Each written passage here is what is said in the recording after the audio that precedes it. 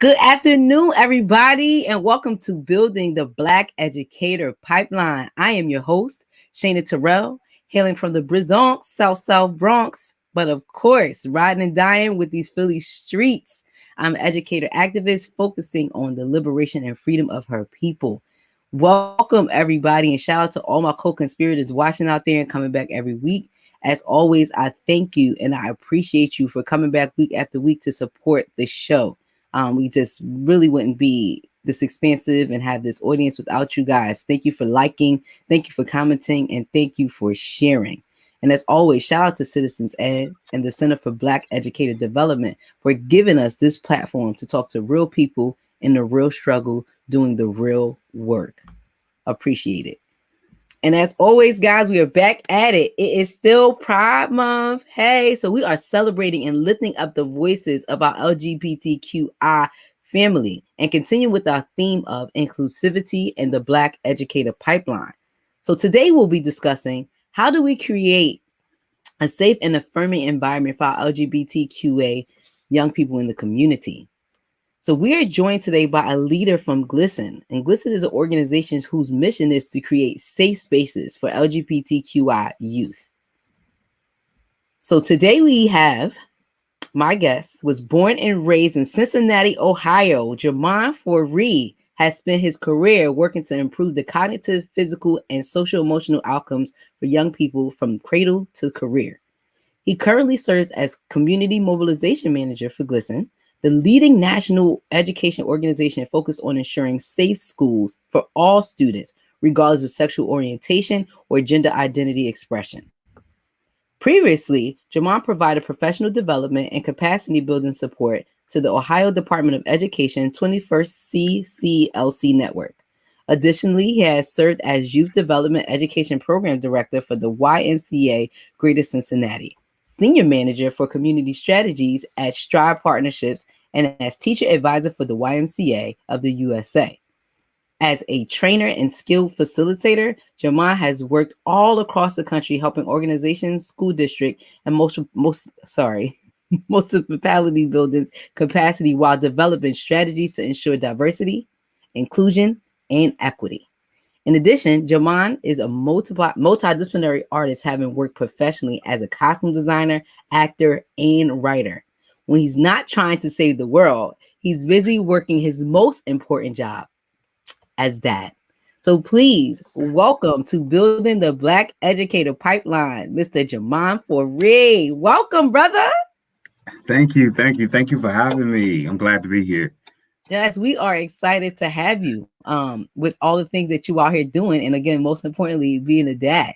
So shout out to you for coming out. Oh, yeah. Thank you. Yes. So I want to get started and hop in. You've done so many things and then landed yourself in the space of education. Can you talk to us a little bit about your journey and why you decided to get into the education game? Yeah, so I'll tell you, like, I didn't choose the game chose me. Yes. I was taking a break from hustling. I had a dream. I thought I was gonna just, move to New York and become an actor. Didn't quite work out. And a friend at the time suggested that I come work. I was 19 years old, come work in this after school program. And I fell in love. I was good at it. I had mentors and folks that just kind of supported me, taught me, showed me the game.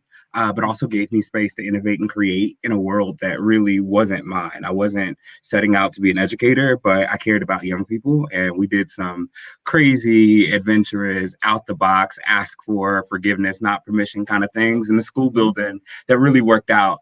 And the fire was lit. I got really excited and I decided to stay in it. And I stayed in it for a long time. And, I went from being kind of a part-time after-school program leader to overseeing multiple, to being the director that oversaw the whole body of work that I served, and then having the opportunity to kind of really help other people to build the capacity and think about best practices and uh, support young people is kind of what happened, and it happened really fast and it kept happening, and here we are, coming up on 15 years later. I'm still doing it and I still love it. And now, at this stage in my life, I get to do it specifically for me. And I say that because I am a queer Black dad.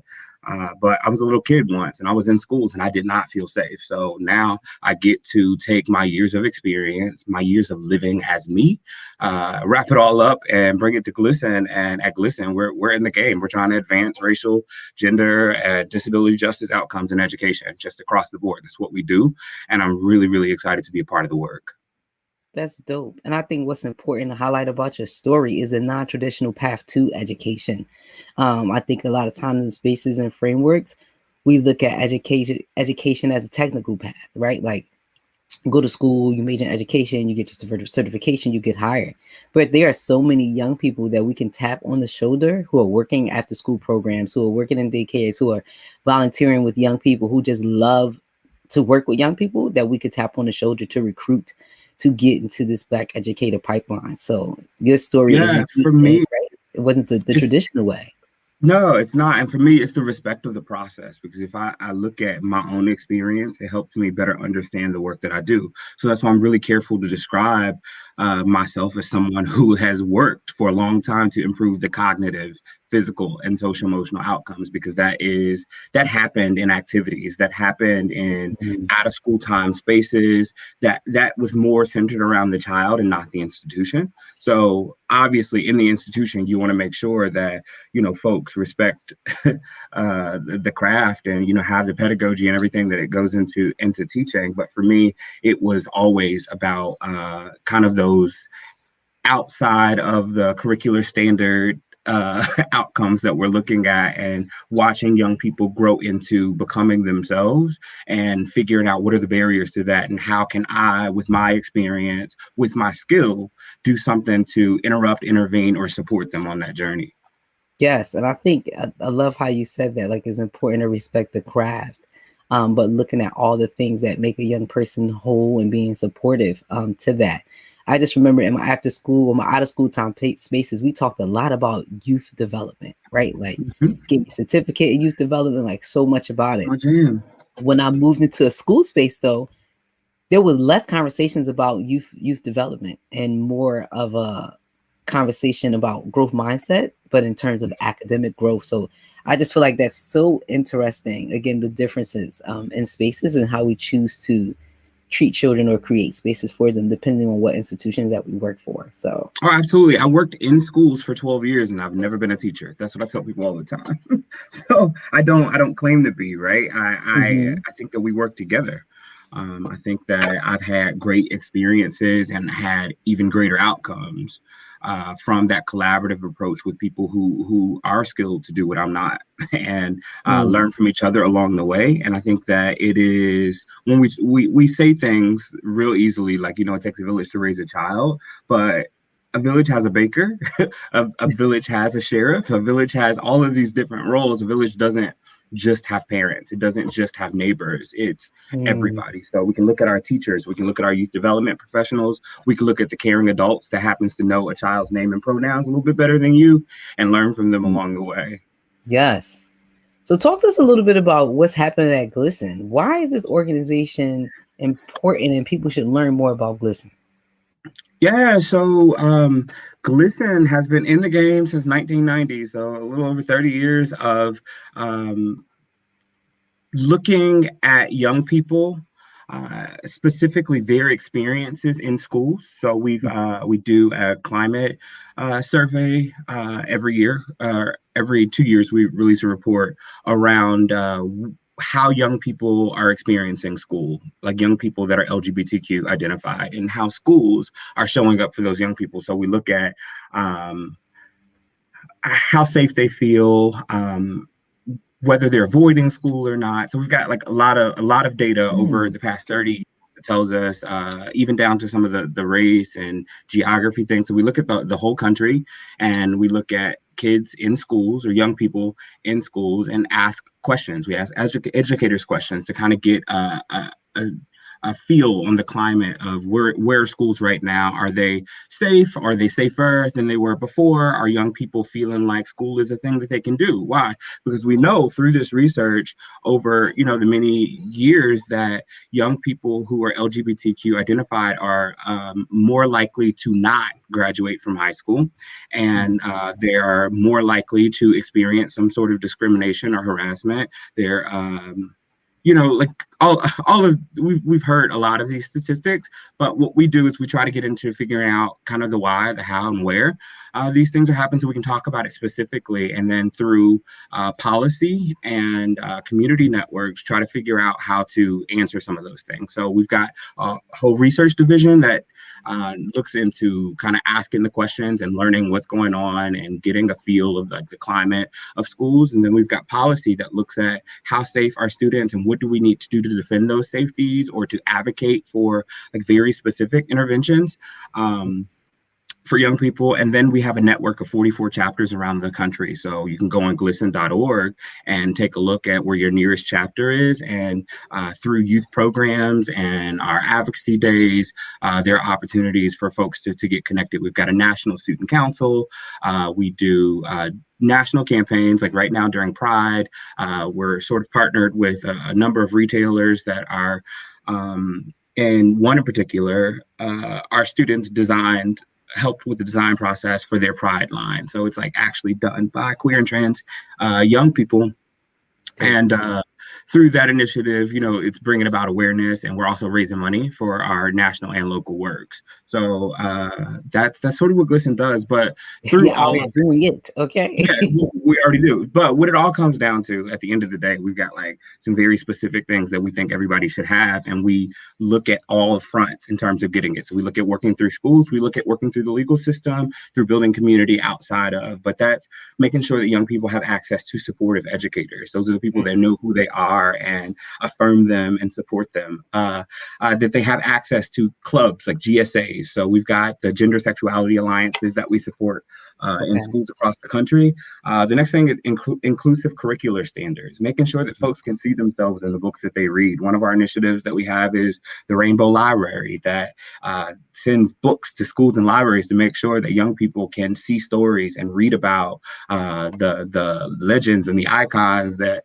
have really blazed the path, but also the very normal experiences of, maybe seeing a child that has two dads like them, or a child who has that is trans, you know what I mean? Like being able to see themselves. So that's something that happens when we talk about inclusive curricular standards. And at the end of the day, what's really, really important across the board, that kind of makes a difference on a lot of these things, is inclusive policy. So that's looking at some of the, in my opinion, terrible laws that we have on the books and trying to make sure that we're working against those. But more importantly, in spaces where we can, we're out here, sort of on the offense, if you will, like really fighting to make sure that, nobody's taken away rights. So working with states like in Nevada, passing policy to make sure that folks have access to inclusive curriculum, and testifying on the Title IX hearings,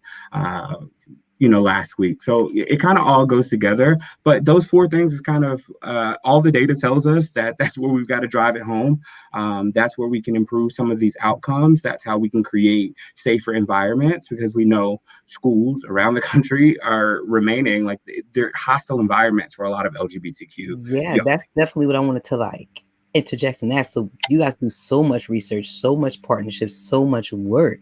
Can you share some of the specific findings on some of your school climate reports? And with that, what you guys found, like, would you consider the state of schools, current schools, safe for LGBTQIA youth? So the benefit of being able to have like this 30-year vantage point is we definitely see where we were, right? We definitely see how the fight began and how much progress we've made. But in looking forward, in order to have hope, we've got to have a very real understanding of the current reality. And the current reality is we ain't there yet, right?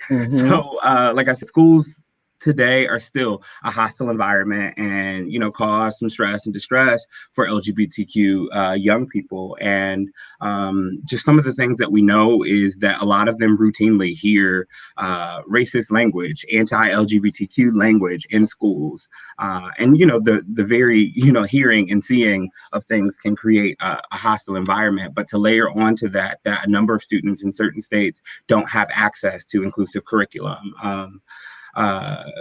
It sort of like what shows up is we know that like in the last climate report, we know that 51 or so percent of LGBTQ students report feeling unsafe. 42% of them because of their gender expression, and 37 or so percent because of their gender. 32% of LGBTQ students missed at least one entire day of school. So, if you don't feel safe somewhere, you don't want to go. You don't go. 8.6% of them missed 4 or more days in the past month. So we're talking almost 10%. Like, you know what I mean? Yes, over 8% missed 4 or more days in school. And everything that we know around learning loss, everything we know around, getting to a point where we can have some fluency, like, you know what I mean? Like, yes. And consistency. And we know that a pandemic, for example, exacerbates any of these issues. If we're already struggling, when something happens externally to everybody, we've got to look at the compounded nature of like oppression and recognize that, it's even worse of an experience for LGBTQ youth. That's just kind of a couple things. Another thing is people talk about reporting about most students reported avoiding like school functions, like 77% of them, and extracurricular activities because they felt unsafe or uncomfortable. And nearly a fifth of LGBTQ students reported having changed schools due to feeling unsafe or uncomfortable at school. So a fifth of kids have to change schools because the one that they go to doesn't affirm them, doesn't support them, doesn't make sure that they feel safe. So by and large, the state of schools is not great. I think that shout out to educators that show up and form and support clubs like GSAs, or like I said, call kids by their names and, acknowledge their pronouns and things like that, like immediately. I think educators are champions in these spaces because I can't tell you how many schools I've gone to where people have told me that this is their experience. But on the other side of it, through our GSAs and through some of that work, there are young people that are having better experiences. So I won't say that the future is grim because I think that we have an idea of intervention. We have some opportunity, but right now, no, schools are not a safe space. You add to that things like police in school and just a lot of the things that are happening in our world, and add that to just the stuff that we get right out of the climate survey. The answer to that is yes, schools are still hostile for young people that are LGBTQ. And the reason why I want to stamp that and lift that up, right? A couple things. LGLSEN got data to back this up, right? So this is not a debate about like an opinion or whether schools are safe for LGBTQIA youth or not. Like LGLSEN has data to back this up. But another reason why this is super important for us to highlight, because we're talking about kids here. We're talking about young people that we are pouring into, that we as adults are trying to build to be strong citizens and community. And as adults in buildings, we have a responsibility to that. And for sure, without a doubt, we have a responsibility to making sure young people still feel safe. So for me, I like to say always, like, regardless of your own opinion, regardless of how you feel, we are dealing with people's children. We are dealing with children at the heart of all of this. So it's super important to make sure that we are creating safe and inclusive environments for the young people that we're serving. So to hear just statistically, but I don't want to stop. Let me give you one more thing. Give it to me. The next thing that I was going to tell you is in this last report, what we can tell you is like I said, our biggest recommendations are always going to be supportive educators, GSAs, inclusive curricular standards, and inclusive policies. And that's enumerated policies that outline like, no bullying, not just no bullying, but no bullying students because of their gender, sexuality, or gender expression. Yep. But in the last report, like I can report that young people have reported that negative school experiences, like homophobic remarks, feeling unsafe, and victimization, has gone down some. Shout Uh, out. but school staff intervening in instances of use of biased language has gone up. So educating educators on how to support young people has paid off. Positive educational outcomes, that means less missed school, greater educational aspirations, and higher GPA, that's trending up. Are we high? We're not there yet. Like there's still work to do, but what we're But we seeing is going a up. return on that investment. Our investment, our intervention makes sense, and we're going to double down on it. We're going to keep working to advance racial, gender, and disability justice outcomes in education because it works. Let's go GLSEN. And again, that's a testament, like you said, to the work that you guys do, getting out there, educating people, and partnering with schools. Because a lot of times I feel like just sometimes in these spaces, people are just ignorant to the fact, right? Like, just don't have a clue where to start, where to go, or just uneducated on issues that affect LGBTQ youth. So we appreciate organizations like GLSEN that is actually out there doing the work and willing to partner with people. But also raising up that organizations need to be willing to partner and open to education and professional development so that they can make sure all young people in their building are safe. But something I want to hint to too is the importance of identity in school and how that all fits together. I just think that sometimes we don't think as a school as a place where folks build their identity. We don't explicitly talk about that. We talk about school as a building where folks are coming to get academic support, knowledge and learning, preparation for your future career or go to college. But we don't talk about school as a place where young people are actually discovering who they are, or not only discovering who they are, finding support, and basically permission to be themselves in the space, because that's where they spend 7 to 8 hours out of their day. Why is it important for educators to own that schools are an important place in shaping who young people become beyond the classroom? Yeah, I think that's a really great question. And I think that for me, when I picture youth development, because I told I'm a youth development kind of guy, I picture the whole continuum. And there's a diagram that we used to use in my work. But when you look at the whole continuum, there exists like milestones and markers, right? And Mm-hmm. typically, when we're looking at an outcome such as third grade reading, we try to apply some sort of intervention to guarantee that, because we believe that young people should be on track by third grade reading, we're going to have, I don't know, a third grade reading guarantee in Ohio. And we're going to double down all of our efforts to support that everybody reads by third grade. When we talk about physical development of young people, you don't see kindergarten, like preschool furniture in a high school, because high schoolers would sit down and break it. We have that complete understanding that Mm-hmm. that development happened. And I think I shout out to all of the folks that are leaning in and doing the work around social emotional learning and making sure that we have social emotional learning curriculum in schools. But part of social emotional learning and development includes that forming of an identity that a young person has. And that is directly correlated to how safe they feel in a space, how much they can lean in and be themselves or show up as their true selves, or if there's fear around that. So I think that the importance of it is to recognize, like everything else, like third grade reading or the size of furniture and the physical development of young people, this thing is happening. It's happening. It exists. Someone's sexual orientation, someone's gender is most core to their identity and their personality, and it is constantly growing in development.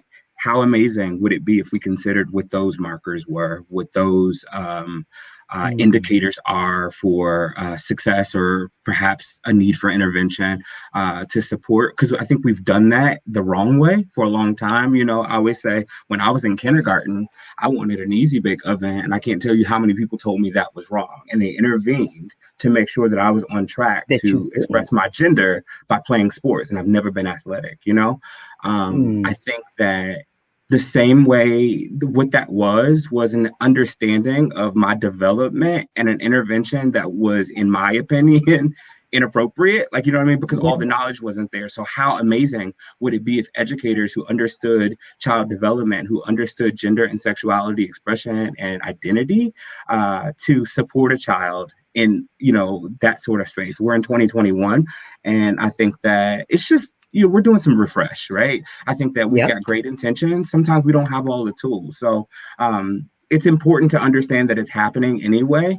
And the same way that we've adapted our curriculum, our practice, and our policies to allow for growth and transition in all of these other areas, it's time that as we're looking at social emotional learning and development, that we consider what that means in terms of providing and creating safe spaces for young people in terms of their gender, sexuality, or gender expression. I think that that is super dope and super amazing that you lift that up in that way, especially the comment, it's happening, right? I think that sometimes we feel like if we don't highlight things, if we don't lift them up, they'll disappear. But a young person is developing into who Yo, they I'm are. gonna tell you, I've got a daughter. I gotta say it right. She'll be 6. If I say she's 5, she'll tell me I'm almost 6. I respect that. She identifies as almost 6. It's not my business. So my daughter is almost 6, and there's not a day that goes by where I don't look at her like, your face changed, or like, Hmm. when did you, this baby that I held that needed me for everything, have an opinion? When did you have preferences? Like, it Yes, baffles me, but what I have to recognize is my discomfort is my adultism. My discomfort is the fact that I see this little baby as this thing that I own and control, and I have to check that, right? What am yes, I doing to make sure that those feelings, it's amazing that she has these opinions and these preferences and these things, even the way she identifies in terms of communicating about her age, like, even that, giving her space to be, I think, is sort of what I'm learning that we need to do in our work as well. It's just taking a step back and recognize what's already happening and figuring out how do we adjust to that, or like have our current practices aligned with the reality. And if not, what are some that are out there, right? What are some supports that exist? GLSEN has tons of resources on our website around like supporting educators and creating safe spaces and things like that. So I want to lift that up. Like, you can go there, but for me, what it comes down to is the same way with my child, is letting her grow and making sure that what I do supports that growth and doesn't stop it, even when I'm uncomfortable. yes. And what are some ways that educators can support students' identity development in school or in the classroom? So if you, again, my experience has been in the out of school time space. And I know, like, the Weicker Center for Youth Program Quality has a tons of research and materials in terms of safe and supportive environments. But like, when we look at how those things exist, sort of like a pyramid, like when you think of like the hierarchy of needs and all of those things, and core Yeah. most of that are, you know, a sense of belonging and the sense of identity. Like, you know what I mean? Knowing that who you are is okay, uh, who you are is who you are, and then who you are is okay, like separate of that, and like making sure that everything that we do. So the moment that a child introduces themselves to you, the name that they give you, the pronouns that they give you, I think that that is low hanging fruit, right? That's without having to sit through, like, because I'm not saying everybody knows everything and everybody's just up to date on all of the terminology, or, you know, all of the best practices, or even that, you know, you've seen it before. That, Hmm. like, let's get past the shock. You know what I mean? Yes, Because at this if we point. lean into the shock, we realize we're not really shocked. We're just talking about it for the first time. So when we look at that, like, what are we doing to support that basic, that core bottom level of that pyramid, and managing our interactions? There was a thing that I saw the other day, um, where like Tabitha Brown always says in her videos, if you've ever watched them, she always says, That's my "You girl. have a good day." And if you're not gonna have a good day, make sure you don't go ruining nobody else's. So Nobody like, else did. adopting that idea, and when we encounter young people, that we're not ruining their day or ruining their experience or ruining their access to high quality learning Yes. through what turn out to be really arbitrary disruptions, right? Like my opinion on your gender expression, or my My own feelings convictions. about, or my own convictions, like whatever that is, like that's yours to have. I would hope that your heart change. I don't do like heart and mind work. Like I hope that that happens, but the reality is, like when you signed up to do this work, it was for all. It was whoever came into your classroom, whoever Yep. came into your program. And if there are things that exist as barriers between you and providing high quality loving on babies, check that for yourself, right? Start with, so I tell people all the time, the first thing you can do is love on the queer and trans kids that are in your life and talk to your homophobic parents. Like, because I think a lot of times we want to do like this big work of changing either schools or networks. It's in our sphere of influence first, starting at home and looking at the end of every day, the young people that I came in contact with, did I make sure that I affirmed them? So when we talk about pronouns, especially, I usually introduce myself and I say, hi, my name is Jamond. My pronouns are he, him, his. And I can't tell you how many times people have like asked me why I do that, or said, well, if my pronouns aren't different, then why, should I? And the Mm, reality is, you don't know my pronouns until I tell you. It's not that we're trying to be politically correct or try to inconvenience anybody. It's the reality that unless I tell you my gender, you don't you know. don't So know it. who wants to be the person who, like, okay, everybody else's gender um, is assumed and not corrected? Like, how inconvenient is it? You know what I mean? There's pressure immediately on the person who has to be the one person to correct. So on the first day of school, it doesn't hurt. It doesn't hurt anybody to lead with an exercise that starts off letting people tell you who they are. I think that we do that, right? We know that that's Yep. what works. And that's why on the first day of school, K through 12, we play every version of the name game there is. I'm saying, let's play the name That game, that is the and let's icebreaker. use names that people tell us they want to use, and let's add the pronouns to it because we can't assume it. And I think that that immediately um, offers a sense of safety that doesn't exist when we either erase or force people into doing something different than their actual identity. So to start, like, look at what you're already doing and figure out how to lift up the experiences that are outside of your own, and that actually support and provide a safe environment that's supportive for young people that are queer trans identified. And I think the beauty in what you said is I need to take myself out of it, right? I need to take my uncomfortability, my feelings. Like, it's not for me, right? So even if my assumed pronouns, right, what people assume me to be is what I am, I'm not doing that to, I guess, how you say, to confirm your assumption. I'm doing it to make it a comfortable space for other people that we have assumptions about to tell us who they are so we don't assume, so that we Yeah, know. the first time my daughter met, I won't say it's the first time she met, but she's a little older now. So like this was the first time that she, in her new, more developed kindergarten brain, Yes. uh, encountered someone who used they them pronouns, and she just got outraged, and she's asking me, why are you saying they, it's she? And I was like, no, Mm. they use they them pronouns, but she's a girl, they are not a girl. And I literally took that moment, and then we I said, do you know what pronouns are? And she's like, well, no. So I explained that, what pronouns are and how they use. And she then said, well, what are your pronouns? So I told her what my pronouns were. Um, and I said, well, what are your pronouns? And she was like, well, I usually use she and her, but there's they, them, and there's he and she. I like she and her. And I said, okay, let me know if something changes.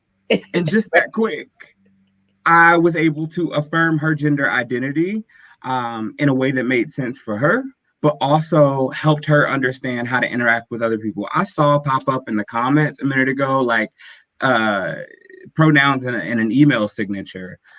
It's not a trend. It's not a thing that some people should do and some people shouldn't do. It really just is a way to introduce yourself, Mhm. and So when kids come in or young people come into your programs, will you go like, hey, boys and girls, Mm, I know that it's our language. I know that it's what we normally do, but hey, everybody, what's up, folks? Hey, y'all. You know what I mean? There are other words that we use. Nobody's like, it's not inconvenient, it's intentional. yeah, Um, and I think that there requires a level of care and intention when working with young people. Like, it's when you think of it as a developmental process again, it's growing, it's molding, it's shaping. If you've ever baked anything, cooked anything, or whatever, first of all, you want to make sure that all the ingredients are inside the cake. You right. can't like smear the egg on top of it when it's done. So like, first of all, you want to make sure everything's in a cake, but also you want to make sure that it's in a pan in which it can grow and it can shape the way that you want it. You're not going to bake a cupcake in a casserole pan, like, you know what I mean? You Right. want it in the right place. You want the container to be able to support it and to hold it, and then you can put the frosting and the sprinkles on top. But like most of it is baked into the cake and making sure that the container can hold it. So what's in your cake? Like, you know what I mean? Are you intentional? Like, you can't come after the fact and tell somebody, well, you should know I love you, or I love all my students. That's when we're trying to apply like equity as sprinkles, and it doesn't work that way. Like, it's No, got to be baked into the it's the cake. cake. You have to do the work. You have to show. You have to intentionally create supportive and safe environments. And you highlight language as a very important tool to do that. So even how we are greeting, how we are speaking, and fighting the need that we have sometimes to put labels and boxes on people that we want to have on people, Yeah. right? The important thing to take away from this is that young people get to choose who they are and who they want to be, and it's our job to support that. Mhm. Um, and when And then how things, do we support it? That's when we can yes, talk about making sure that we have resources in the classroom where young people can see themselves. That's where we talk about having clubs or spaces and opportunities for them to be with people that understand, or people who relate, or people that explicitly, you know, support and show up as allies for them. That's where you can identify yourself as a supportive educator. I'm not saying that you have to, if you're a queer person, come out to everybody, but I'm saying that if you position yourself as someone who is safe, when someone's in danger, they might come to you. yes. And they need that though. They need those outlets. And I think that sometimes folks are forced to come out before they would have to like to. And I always give the example of, right, like being a straight person, not coming out, right, just out because we live in a heteronormative society. But being queer, when it's not the regular norm for people to not genderize your partner based on your assumed identity and all these other things that happen. Just imagine a world where that's happening to young people. And when we connect identities back to school, especially when you're thinking about, I mean, it happens early on, right? With girls and boys and bathrooms and groupings, like all of that happens in very early stages. But when you think about, wait, what you about to say? No, sometimes when I tell my story about my journey, I say I started my career in an after school program with a group of third and fourth grade boys back when I thought it was best to separate kids by gender. Right. So And then you know what I you mean? have that. That is an Yes. understanding that, you know, I did not have then. And the people who are overseeing the program didn't have then. I'm not saying that it was a terrible place to be. I'm saying I now know a better way to keep young people safe. And that's what I do now. I do it differently. Well, education, right? Because you educate yourselves. I worked in a school where we did have SEL, but part of the SEL curriculum was to separate young people by Mm-hmm. gender. And it wasn't until we began to educate ourselves, and the young people will force you to do that, right? As you're saying, like identity is happening whether you like it or not. So when we have young people who weren't identifying as either gender, who either identified as non-binary or they identified as trans, that leaves you in a state of like, okay, now what? You Yeah. can't force So, people to be in a box that you pick for them. That's not how it works. yeah, we're still in a space where most LGBTQ students have reported personally experiencing LGBTQ related discriminatory practice or practices at school. Specifically, LGBTQ students reported being prevented from using certain bathrooms, disciplined for public displays of affection, prevented from experiencing from attending dances or functions with someone of the same gender, prevented or discouraged for participating in school sports because they were LGBTQ. Like, you know what I mean? This is still happening. It's not just a matter of like what I would prefer or even what I think is best practices in this situation. This is me talking about our climate report, our climate survey report that tells us that there are young people in 2021 telling you that they feel discriminated and excluded from practices and programs and activities that are core to, like, you know what I mean? The social, like, part of high school is the events, is the sports, is the dances and all of those things. And I remember I almost didn't go to prom, same reasons, you know what I mean? I just didn't feel great. And a family friend like literally picked me up from school, took me to a tuxedo shop, like made it happen so I can go to prom. And I had to go. And I ended up having a good time later. But I think about, and I always say, like, I'm so glad that I went to prom. But what I never really got to dig into, and I never really got to process was why I didn't want to go in the first place. And now that I'm in the work, I'm looking at it like, wow, that's still a thing. And it's been Yeah. a while since I was in high school, but also like not many of them would have ended up having a good time like I had. Like it really, for some of them, would have been unsafe. But now what we're looking at, even young people with each other, like some of the data like really shows like there's a lot of hearing some of the comments that people used to make in a bad way they're not making anymore, they're making different. So in terms of language peer to peer, it's gotten a little better and a little different. um, but we're still working on systems and adults to move in support of those things. And like when we talk about discriminatory school practices and policies, is real dangerous. Mm-hmm. And especially because those school policies aren't just school policies, we're talking the local level, the state level.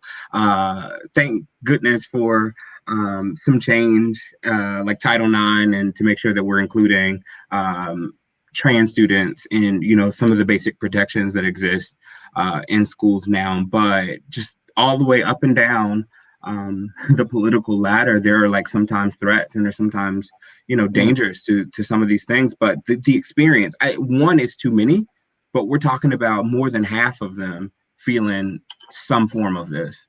Yeah, and again, I want to highlight and go back to at the heart of this, we talking about children. Um, and for somebody to be excluded from prom or sports, all the things that make basically right your social kind of connections in high school, for somebody to be excluded from that. Imagine if that was you. Imagine if that was your child. So all of those things I feel like are super important for us to focus on. I don't know, folks. Looks like we lost Jamond out here. So hopefully he'll be back. Um, but Cynthia, I want to agree with you and say, like, sometimes it can be embarrassing. And one of the things I learned from our show definitely last week was it's about practice, because these things are new to us. So it's about practice. So some of the things that Jamond pointed out in terms of leading with your pronouns, respecting and recognizing people's pronouns. And the more we do it, the more we normalize it, the more practice we'll have at it. And I think that that's super important. I feel embarrassed when I misgender people all the time. People show me grace because they know that it's not intentional disrespect. But there are some people who intentionally refuse to use people pronouns because they're like, oh, that's crazy, I ain't doing that. Where, how are you not going to respect or affirm another person as a human being? And then once again, when you boil this down to children and creating safe spaces for young people, like, what's your hang up in doing that? Why would it hurt you to affirm a young person who's trying to be literally just being them, not trying to be anything else other than be themselves? Which is why this is so important. And Jamond, I would love for you to explain this to people, because I think this is so important too for them to understand when we're talking about young people. Why is it so important for people to understand the difference between gender and sexual orientation, but affirm them for both for young people? I think that it's important because they aren't the same thing. And I know that that sounds like a really simple answer, and I'm not being like coy, like I'm not being a jerk.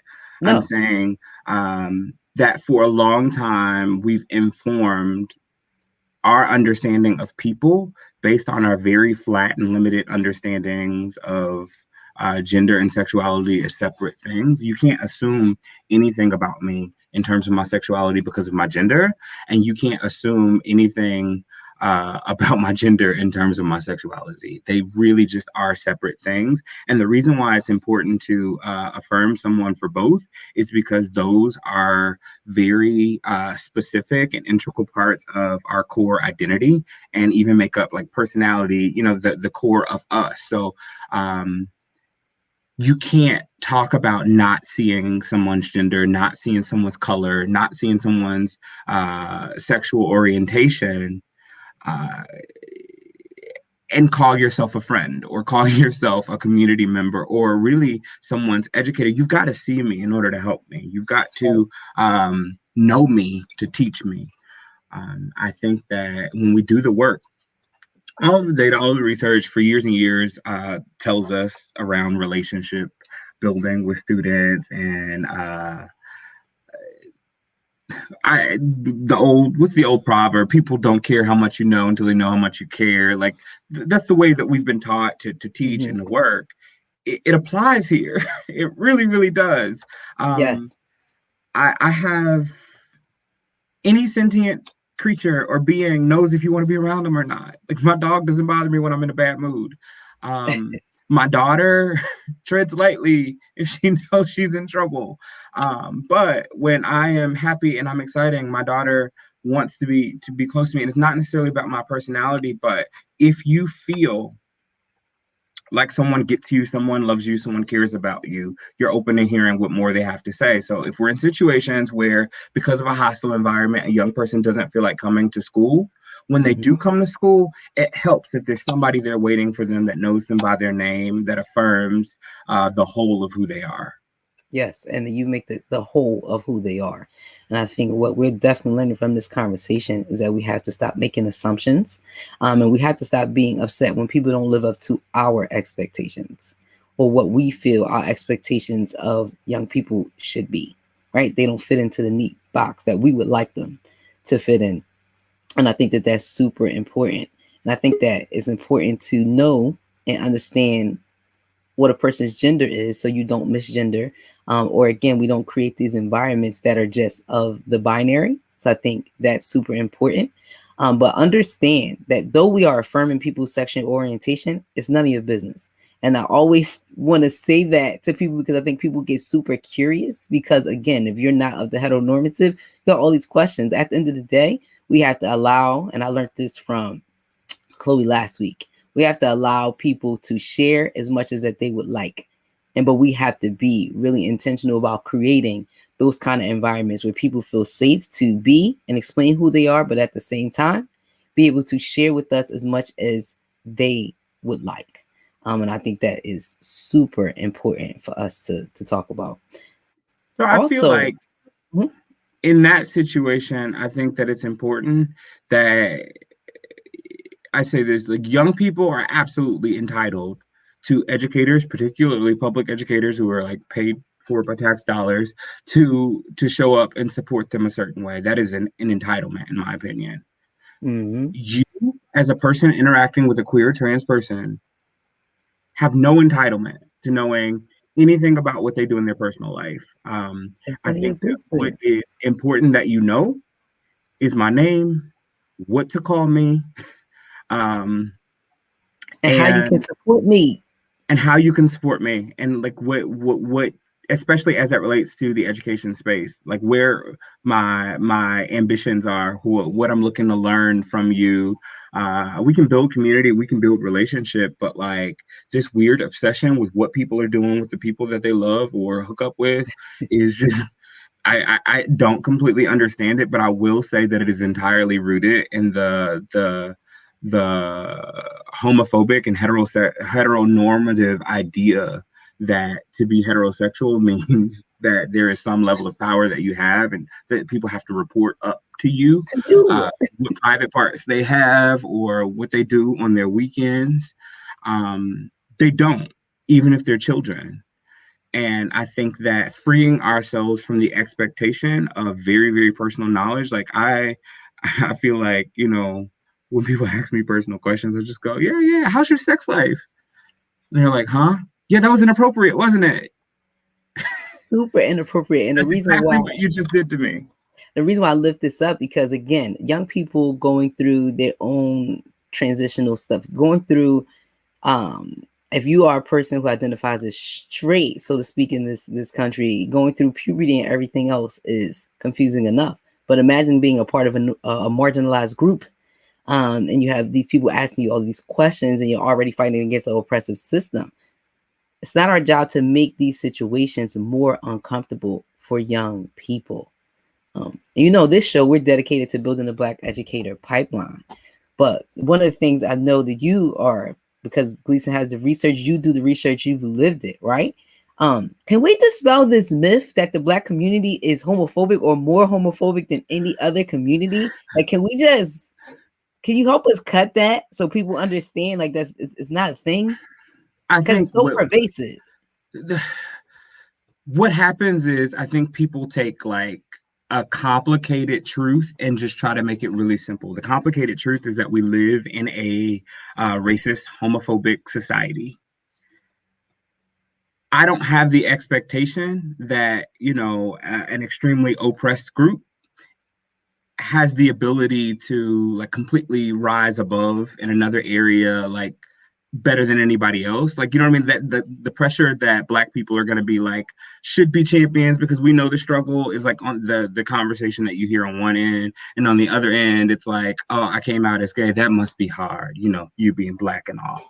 Like, you know what I mean? Like the reality is what we know is in this country, because it's racist and homophobic, we're going to counter racism and homophobia. And if you have and live if you live at any of these intersections, it becomes more complicated because when we talk about dismantling systems, it doesn't help me that entirely. So like, yeah, I can marry a partner with the same gender as me now, but racism, right, is still at play. So I'm not now free. So when we talk about liberation from an intersectional lens, we've got to understand all of it. And I think that sometimes just the blanket Black people are more homophobic, or it's harder to be Black and gay erases the fact that there are just many, many queer and trans Black people. Even when we talk about that in relation to the Black church, there are faith leaders who are LGBTQ identified or open and affirming and supportive. So I think that when people want to have just the blanket Black people are more homophobic conversation, it becomes complicated because there's like a responsibility that you're putting there that negates the fact that we're existing in a completely racist, homophobic society, and that it's going to be work across the board to make it better. But I feel that like when we talk about working with our students and our educators, I think that we can target our intervention to support and understand the experience of people who are coming up and through this complicated, difficult system without making it seem like it's more difficult or impossible because of their Blackness. Yes, and I think you bring a great point when you bring up intersectionality. And I think that that's super important for us to understand and lift up when we're talking about Black, queer, gay folks, because of the intersectionality of racism and homophobia and living and existing in this society. But like last week when I was talking to Raymond Fields and Chloe Mann, them talking about their community embracing them and a community of families and children that they serve, because I think that again we create this idea which makes people very reluctant to like come out and live and be themselves, and I think that there is a narrative creative that it's harder to do that within the Black community, whereas I would say not that it's harder to do that in the Black community, it's harder to do that with intersectionality, with being Black, being queer, being trans. That's what makes it hard. Particularly when there's been a whole movement for like LGBTQ rights that has largely not censored, and in many cases erased the experience of Black people along the way. Like, I mean, we've seen the movies, we hear the stories made famous, and not so often, or up until recently, even with media portrayals, like, I mean, we don't see a lot of the experience that happened, and it allows people to believe the idea that this is a new experience for Black people. And I don't want to go down that wormhole with how long we've existed, and like how long people have been gay, like, it's a thing. Right. But I think that it's important to lift up that at this, like, this too is at this, like, that's where the intersections of like the systems get to be an issue, because when you look at the gay liberation movement, or like the movement for LGBTQ rights, historically, having not censored Black people, it becomes really, really easy to make this. That's the thing that I mean, I've heard people tell me like, "Oh, that's for white people," or and that's not real. That's never been what we've experienced, but our ability to tell our stories, and that's why it's important to understand intersectionality, because if you understand intersectionality, you first understand that you got to look at the whole picture, but then secondly, you understand how power plays in, and who has power and where they have that power, and you get really a little bit more careful around what you expect, understand, and where you place blame. Yes. And I think that that's the point to highlight when we have these conversations, doing your research and definitely understanding intersectionality and how that all plays a major part in this. Before we close out, I would like to talk about, if we want to be a true partner in this work, if you're an educator out there and you really want to be a true partner and you want to show up for your kids and create a safe environment, how should we be showing up? I think we talked about that a little bit earlier when I say start at home, and the folks that see you, when they see you, do they know that you're a safe space? Why or why not? I think that we do really, really good at pointing out, the terrible things that show up. But I can't tell you how many educators I know personally that have like saved actual lives, or who have been safe spaces, who have been parents, you know what I mean, to young Yes. people who are really, really doing the work. So I'll say, if you don't already know that you are a safe, supportive adult in the lives of your students, really sit with that and figure out how you can best show up. If you know that you are and you feel like you want to do more, like I said, what we always recommend, like having GSAs in schools goes so far. Perhaps you want to do that. We have our chapter network. So if you are in a city that has a chapter, get involved, work with young people that are in your city that need support. So we've got youth groups, we've got programming and things like that, and it's not just a GLSEN thing. I'm saying, like, find your youth serving LGBTQ organization in your area, see how to get plugged in. If it doesn't exist, you can call us. You can always start a chapter. I'm actually the person that you call for that. GLSEN.org, and submit an inquiry. We can talk about starting a chapter. But most importantly, just in the day-to-day interactions with young people, call them by their names, use their pronouns, make sure that you let them know that you're happy to see them. Remember the things that they told you about their lives as though that they're important to you. All the things that make you feel warm and fuzzy when your friends and your family and community members remember, and they connect, and they, celebrate the joys in your life. I'm asking you to do what you said you were always doing. I'm asking you to look at your students, your community, your city, and take a hard ask at how you're showing up. If not, and at the end of the day, what you want is, you want to make sure that you are adding to and not taking away, that someone feels safer and not more afraid. Those little interactions are life-saving. But ultimately, there are some things up the flagpole. Like I said, there's starting groups and chapters, there's policy work. When you hear of a bill that needs to be started or stopped in your state or local, like, legislature, or even federally, sign on to a statement or call your representative. And we have we have policy maps on our website, and there's a lot of there's a postcard that we send out that kind of gives us kind of the state of what's happening by state. And you know what's happening there. So having a good understanding of what threats exist to young people and how we can work to make sure that they can have access to those safe, supportive environments, those GSAs, those inclusive curriculums, and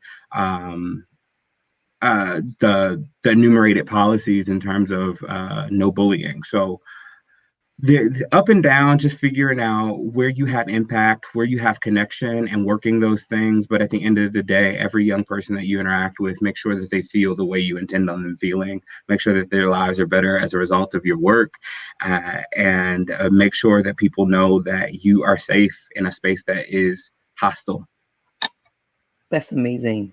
Jamond, thank you for being definitely a breath of fresh air, a beam of light, especially for the LGBTQIA families. And thank you at GLSEN for leading and teaching and showing the way about how to really support the whole child. Because at the end of the day, yes, we are talking specifically about LGBTQI folks, but it's really about supporting the whole child and making sure that all children have a safe space to be educated, to be loved up on, and to find comfort and security. I'm in a place where we say they should be feeling safe. So we appreciate you for that. We are about to wrap up. Do you have any final parting words for the people out there? I just want to say thank you, because the work that you do, I believe to be sacred and amazing, and you do such an amazing job at it. Thank you for everyone who listened, and please figure out how to love on a child today. And if you don't know how, go to glisten.org and connect with me, and we will figure out what we can do from there. Well, thank you, everybody, as always, for coming back every week to support Building the Black Educator Pipeline. I'm your host, Shana Terrell. I appreciate the love and the support for listening today. Again, happy Pride Month. Be out there celebrating and lifting up the voices and our people in our LGBTQI families in space. So thank you, everybody, for watching. See you next